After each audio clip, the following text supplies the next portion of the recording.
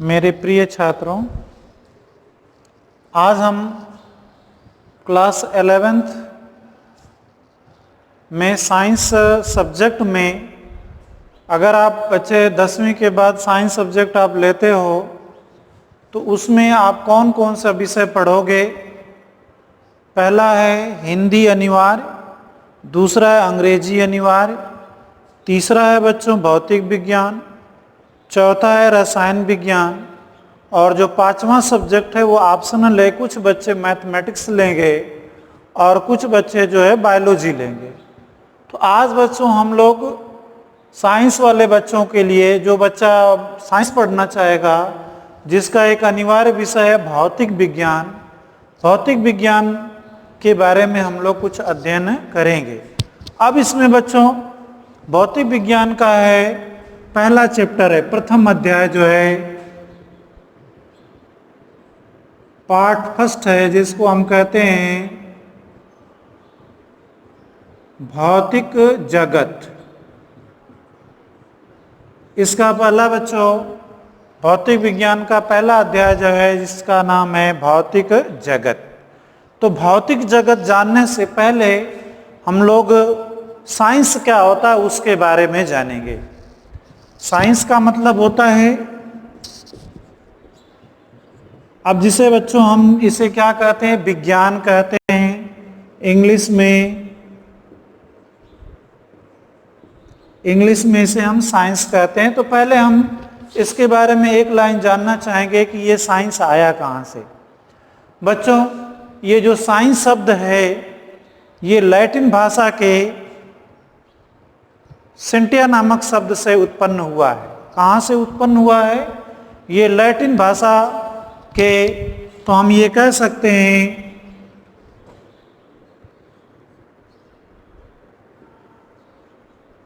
Science शब्द की उत्पत्ति, साइंस शब्द की उत्पत्ति लैटिन भाषा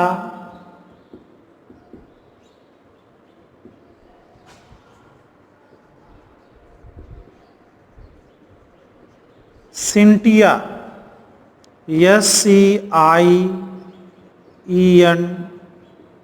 सिंटिया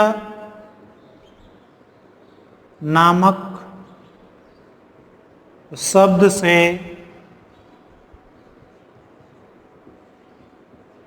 उत्पन्न हुआ है। ये सिंटिया शब्द का जो शाब्दिक अर्थ होता है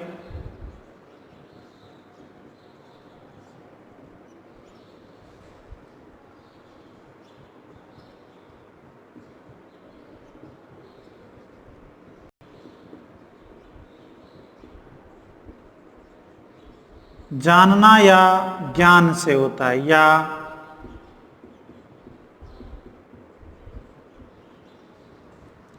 अब बच्चों यहां देखो, साइंस शब्द की उत्पत्ति लैटिन भाषा के सिंटिया नामक शब्द से उत्पन्न हुआ है। सिंटिया का अर्थ होता है जानना या ज्ञान।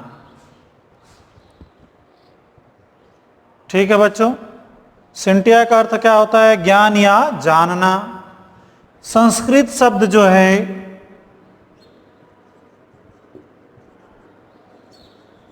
संस्कृत शब्द का संस्कृत भाषा का शब्द क्या है? विज्ञान। बच्चों ये संस्कृत भाषा का एक शब्द है विज्ञान। विज्ञान का मतलब भी होता है किसी वस्तु का विधिवत ज्ञान, सिस्टमेटिक नॉलेज। संस्कृत भाषा का शब्द क्या है? विज्ञान है। या हम कह सकते हैं विज्ञान कहाँ से लिया गया? संस्कृत भाषा से लिया गया है, जिसका अर्थ होता है किसी वस्तु के विशिष्ट ज्ञान को ही हम क्या कहते हैं? विज्ञान कहा जाता है। तो बच्चों ये आप लैटिन भाषा का ले लीजिए या संस्कृत भाषा का ले लीजिए, दोनों का अर्थ होता है ज्ञान। तो हम विज्ञान की परिभाषा लिख सकते हैं, किसी भी तथ्य या किसी भी वस्तु के सुव्यवस्थित सुसंगठित ज्ञान को विज्ञान कहा जाता है। तो बच्चों विज्ञान की परिभाषा आप लिख सकते हैं,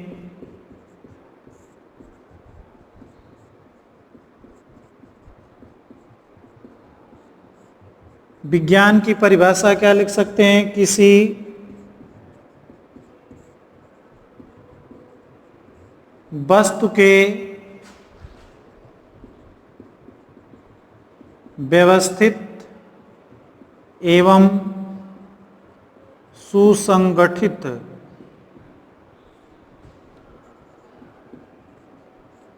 ज्ञान को विज्ञान कहा जाता है। अर्थात बच्चों किसी वस्तु का अगर एक सिस्टमेटिक नॉलेज, एक सिद्धांत के तहत अध्ययन अगर किया जाता है तो किसके अंतर्गत आता है, विज्ञान कहलाता है। अब ये विज्ञान की मुख्यतः कितनी शाखाएं होती हैं?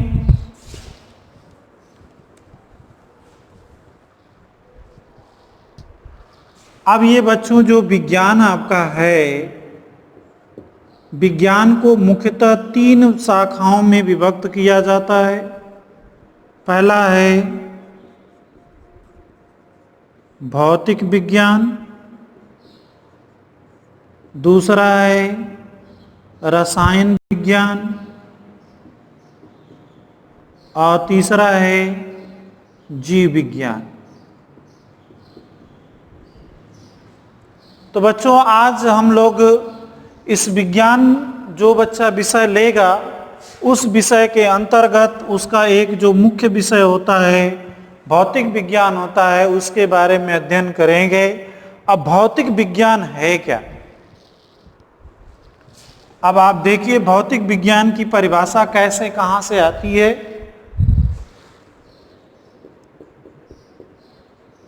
इसको भौतिकी कहते हैं या भौतिक विज्ञान भी कहते हैं, जिसको इंग्लिश में हम क्या कहते हैं, फिजिक्स कहते हैं। बच्चों ये भौतिक विज्ञान या भौतिकी ग्रीक भाषा के फ्यूसिस शब्द से लिया गया है।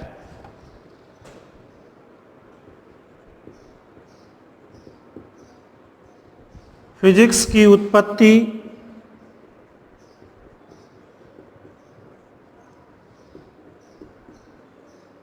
ग्रीक भाषा के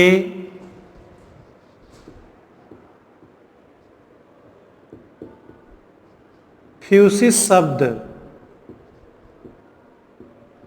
से लिया गया है,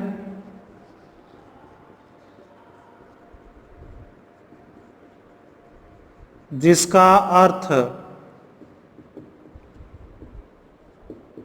प्रकृति होता है, या इसे अंग्रेजी में हम क्या कहते हैं, नेचर कहते हैं।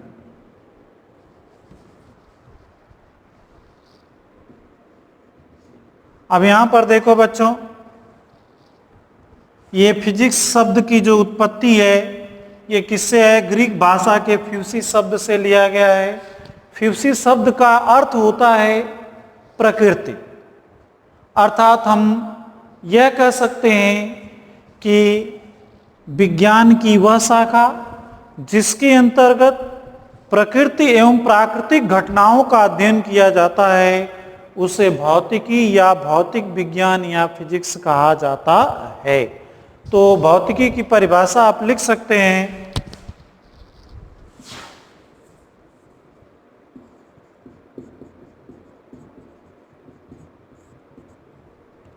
भौतिकी की परिभाषा आप लिख सकते हैं, विज्ञान की वह शाखा जिसके अंतर्गत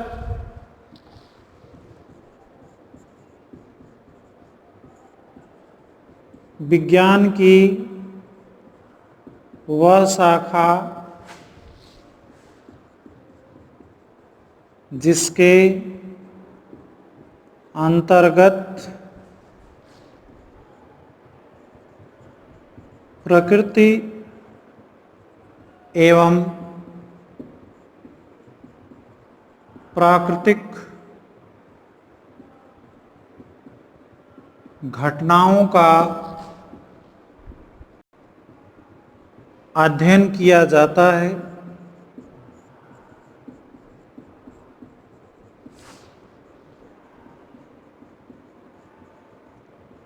भौतिकी कहते हैं। जैसे बच्चों, प्राकृतिक घटनाएं कैसे, हवा कैसे चलती है, सूर्य से प्रकाश कैसे पृथ्वी पर आता है, पृथ्वी सूर्य के चारों ओर घूमती है, वायुमंडल कैसे, वातावरण कैसे, वायुमंडल में हवाएं कैसे चलती हैं, इसके बाद मौसम कैसे परिवर्तित होता है। ये जो चीजें हैं, इन चीजों का जो अध्ययन किसके अंतर्गत आता है? भौतिकी के अंतर्गत आता है। अर्थात हम कह सकते हैं इस पूरे ब्रह्मांड में जो भी घटनाएं घटती हैं, उन घटनाओं का अध्ययन, जो प्राकृतिक घटनाएं हैं, उनका अध्ययन हम भौतिक या भौतिकी विज्ञान के अंतर्गत किया जाता है। अब जैसे तमाम इसमें इन्वेंशन होता है, जैसे आपने देखा होगा फैराडे का नियम है, विद्युत धारा है, ये तमाम ऐसी घटनाएं हैं, आवेश है, ये तमाम ऐसी हैं, ग्रहों की गति से संबंधित जो केपलर का नियम है, फैराडे का विद्युत चुंबकीय प्रेरण का नियम है, ये तमाम जो नियम है, इसके बारे में ये प्राकृतिक घटनाओं के बारे में वैज्ञानिकों द्वारा जो अध्ययन किया गया और जिस विज्ञान की शाखा के अंतर्गत अध्ययन किया गया, उसे हमें क्या कहा गया? भौतिक विज्ञान कहा गया।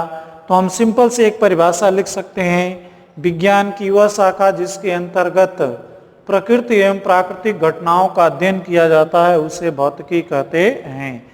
The branch of physics in which we study about the nature and natural phenomena that is known as the physics, जिसकी इंग्लिश में इसकी डिफिनेशन होगी the branch of science in which we are study about the nature and natural phenomena that is known as the physics। अब बच्चों एक दूसरी important चीज आती है कि प्रकृति में दूसरा इसका मुख्य इंपॉर्टेंट चीज है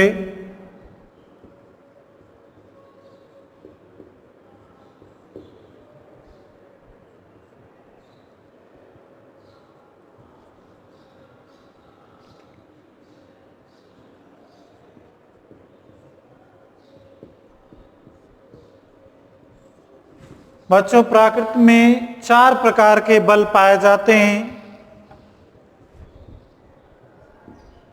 मुख्यतः बल 4 प्रकार का होता है। जैसा कि बच्चों कक्षा 9th या 10th में आप लोग पढ़े होंगे, बल क्या है? बल वह धक्का या निकाय है जो किसी वस्तु की अवस्था को बदलता है या बदलने का प्रयास करता है, उसे हम क्या कहते हैं? बल कहते हैं। ये बल बच्चों प्रकृति में मुख्यतः 4 प्रकार का होता है। ये पहला जो होता है गुरुत्वाकर्षण बल।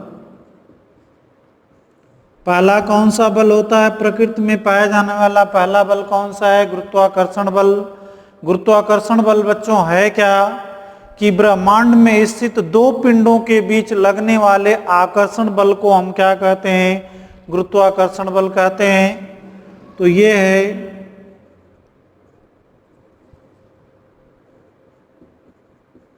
ब्रह्मांड में स्थित 2 पिंडों के मध्य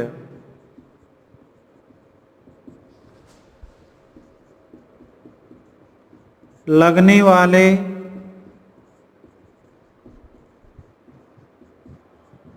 आकर्षण बल को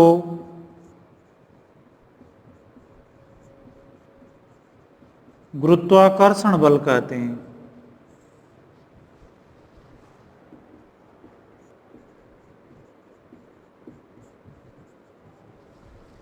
अब जैसे बच्चों किसी चीज को हम ऊपर अगर उछालते हैं तो वस्तु क्या होती है, नीचे आ जाती है।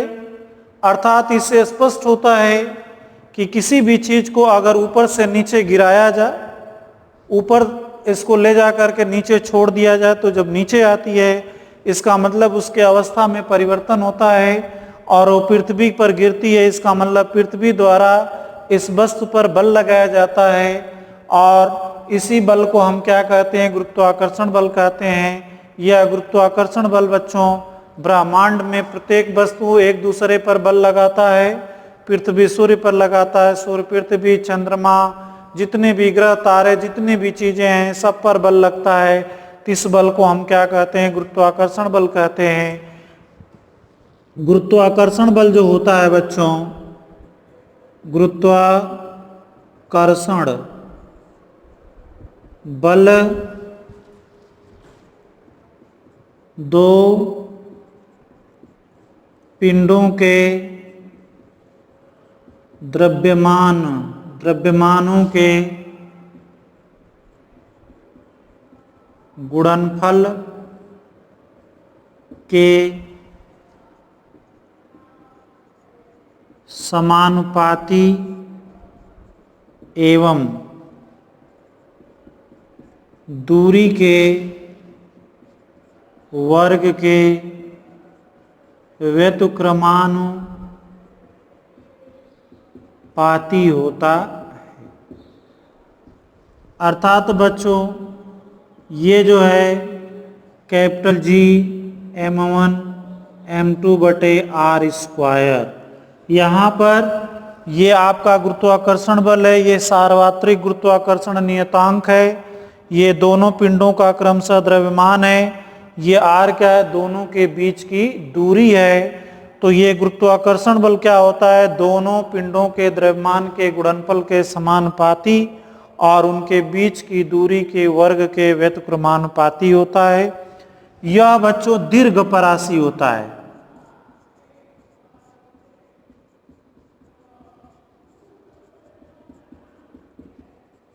ये गुरुत्वाकर्षण बल बच्चों क्या होता है, दीर्घ परासी। दीर्घ परासी का मतलब होता है कि यह लंबी दूरियों के लिए भी क्या होता है, ये सत्य होता है। जैसे पृथ्वी और सूर्य बहुत दूर स्थित हैं, एक दूसरे के बीच की दूरी बहुत अधिक है, फिर भी इनके बीच बल ये लगता है। तो हम कह सकते हैं कि यह गुरुत्वाकर्षण बल की प्रकृति कैसी होती है, सदैव आकर्षण की होती है। इसकी प्रकृति कैसी होती है, सदैव आकर्षण की होती है। यह दीर्घ परासी होता है। यह दोनों पिंडों के द्रव्यमान के गुणनफल के समानुपाती एवं उनके बीच की दूरी के वर्ग के व्युत्क्रमानुपाती होता है। और बच्चों दूसरा है विद्युत चुंबकीय बल। प्रकृति में पाया जाने वाला दूसरा बल है विद्युत चुंबकीय बल। आवेशों के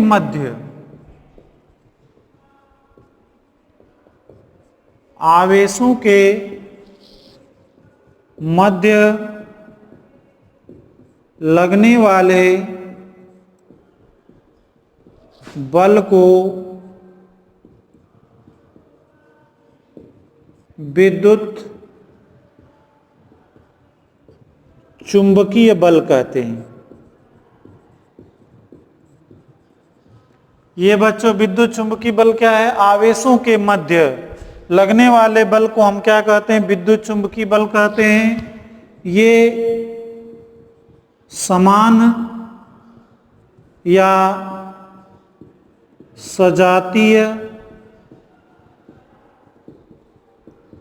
आवेशों के मध्य प्रतिकर्षण तथा विजातीय आवेशों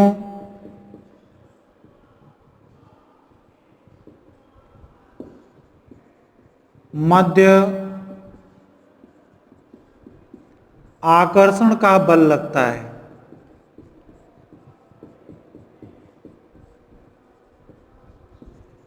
यह दीर्घपरासी बल है। हम देखो बच्चों, जैसे अगर दो धन आवेश हैं या दो ऋण आवेश हैं तो उनके मध्य क्या होगा, प्रतिकर्षण का बल लगेगा। यदि एक धन आवेश है और दूसरा ऋण आवेश है तो इसके मध्य क्या लगेगा, आकर्षण का बल लगेगा। और बच्चों ये जो होता है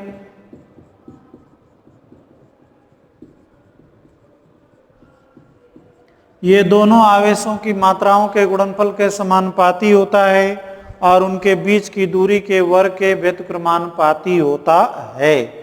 दो इलेक्ट्रॉनों के मध्य, दो इलेक्ट्रॉनों के मध्य लगने वाला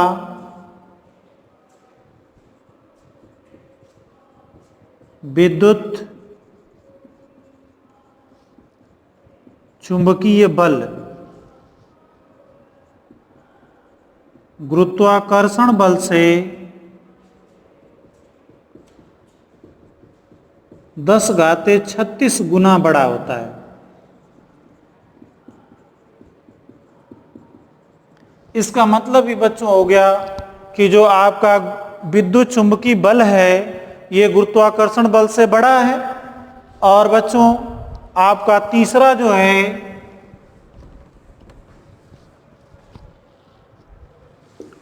तीसरा बल है नाभिकीय बल है।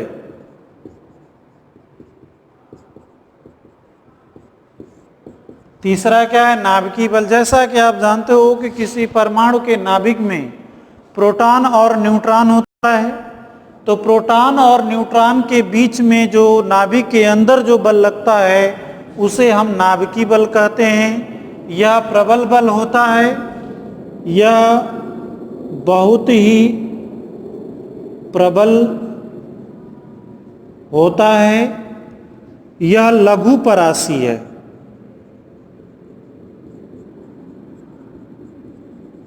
यह लघु परासी है। और बच्चों जो चौथा है नाभिकीय क्षीण बल। ये बच्चों बल तब कार्य करता है जब किसी नाभिक से बीटा कण निकलता है। कौन सा कण निकलता है, बीटा कण निकलता है। तो बीटा के साथ क्या निकलता है, एक दूसरा पार्टिकल निकलता है, उत्पन्न होता है न्यूट्रिनो।